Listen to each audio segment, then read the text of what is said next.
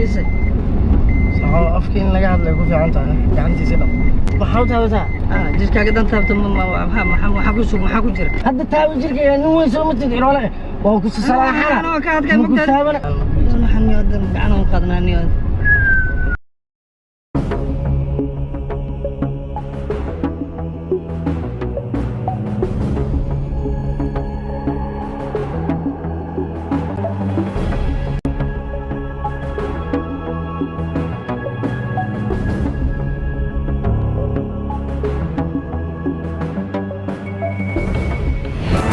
هذا المقدسة ما عرفت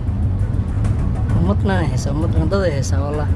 قدر هذا أي تابع هذا دايوة يتابعني هذا يتابع هذا دايوة يتابعني سمع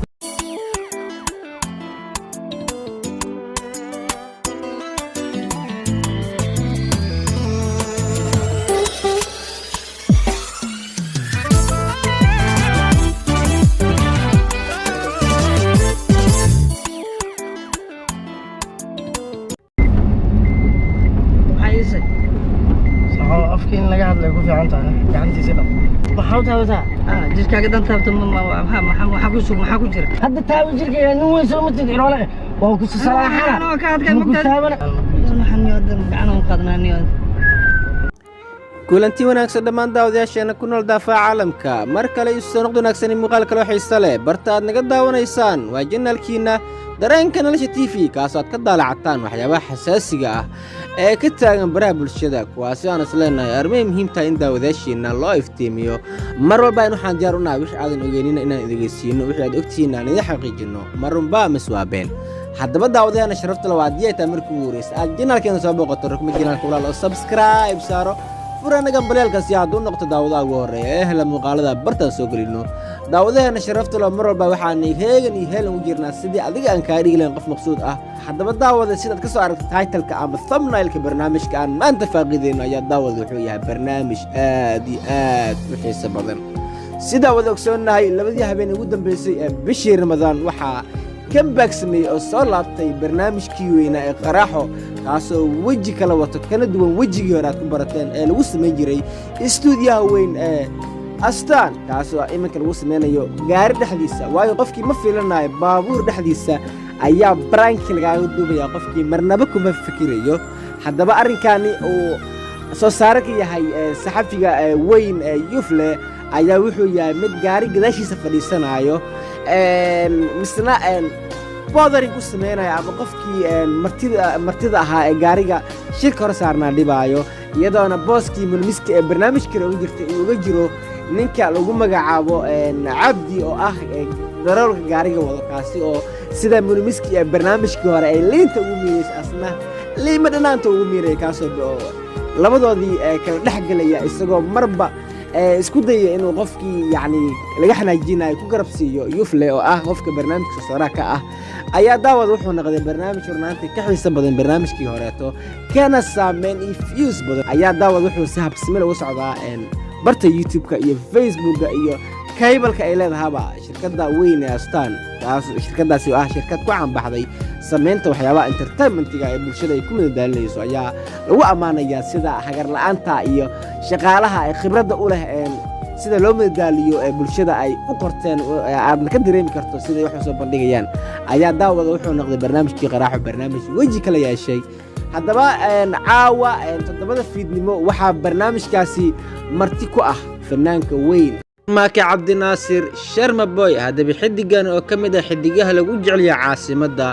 iyo guud ahaan geyga Soomaaliya ayaa fanka wuxuu ku soo biiray horaantii sanadii 2019 isagoona fanka ku soo galay bedelista heesaha oo ay kamid ahaayeen falaq u bedelay balaq taasi oo noqotay inuu samcad hor leh ku sameeyo fankiisina oo hor u sii wado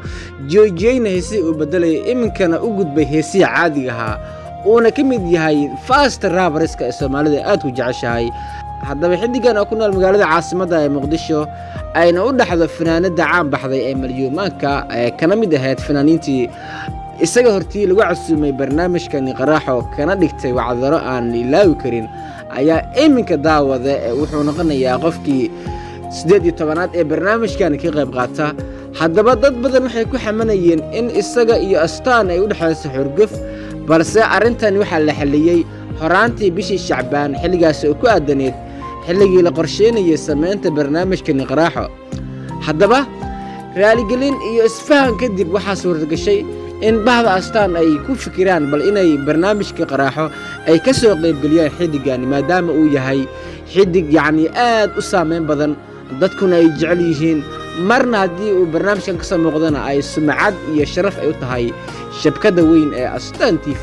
taasoo iminka ah shirkadda TV taasi oo iminka ah shirkadda ugu weyn ee bixisa adeegga TV-yada oo loo ay jiraan shirkado kaleeto balse qiimeyn la sameeyay 6 bilood ugu dambeysay ayay waxay noqotay the first TV ay Soomaalida aad ku jecel yihiin. haddaba barnaamijkan Qaraaxo oo soo maray marxalado kala duwan lagu casuumay dad joog fara badan ayaa iminka daawaday barnaamijkan wuxuu ka duwan yahay barnaamijkii horeeto waayo waxaa midoobay Sharma Boy iyo Astaan TV taasi ayaa waxay tamida dhadhanka ama macaanka u yeelayso barnaamijkani dad badan ay sugayaan markii la soo geli doono caawa 7 fiidnimo. sidaa daraaddeed barnaamijkan waxaa aalaaba si hordhac loo soo geliyaa qaybta website-ka ay leedahay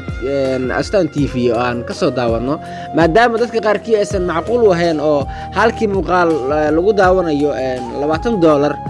walow markii hore $10 oo la sii qaaliyay ayaa daawad waxaa ka dhacaya wacdaraan inaba caadi ahayn.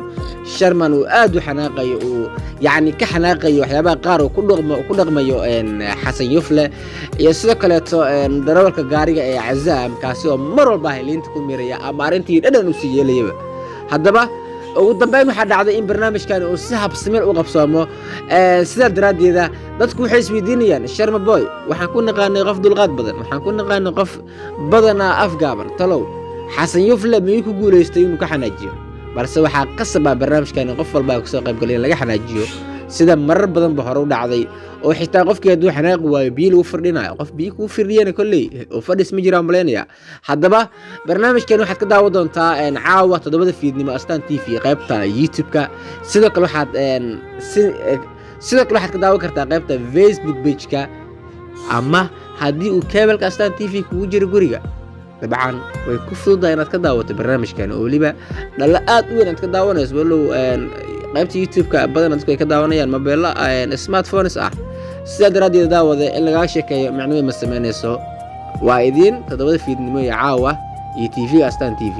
haddaba barnaamijkan oo iminka ku dhow qaybihiisii ugu dambeeyay ayaa dadku waxay sugayaan talow yaa lagu soo gabagabeyn doonaa. haddaba waxaa jiri doona dadyo kaleeto aadan filaynin sida aadan u filaynin in Sharma Boy barnaamijkan uu ka soo muuqdo doono ayaa waxaa jiri doona fanaaniin ama shakhsiyaad caan oo aadan filaynin.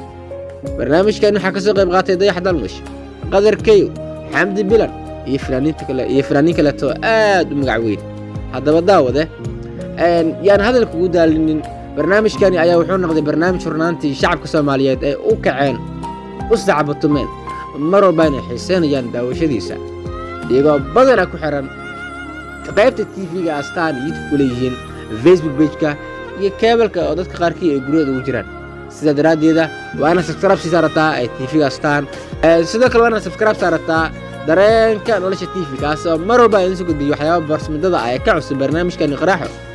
haddaba daawadeena sharafta lahow haddii ay tahay markii ugu horeysa aad channelkan soo booqato rukuma channelka oo subscribe saaro furanka baleelka si aad u noqoto daawadaha ugu horeeya ee hela muuqaalada bartaan soo gelino. daawade mar walba waxaan heegan ugu jirnaa sidii adigaan kaariga lahayn qof maqsuud ah ugu soo gudbina wixii aad ogeen wixii aad ogtaan ku xaqiijin lahayn mar walba ma soo been waayo waxaa jira YouTuber ku shaqeysta barnaamijka oo aan uga duwanahay hal doorna aan u nahay inaan dadkan u soo gudbino waxyaabaha update-ka ah inta ku kulmi doona muuqaalka mid ka xiiso badan. daawadeena sharafta leh waxaan ku rajeynayaa waqti qurux badan caafimaad Ramadaan Kariim sidoo kale ciid mubaarak.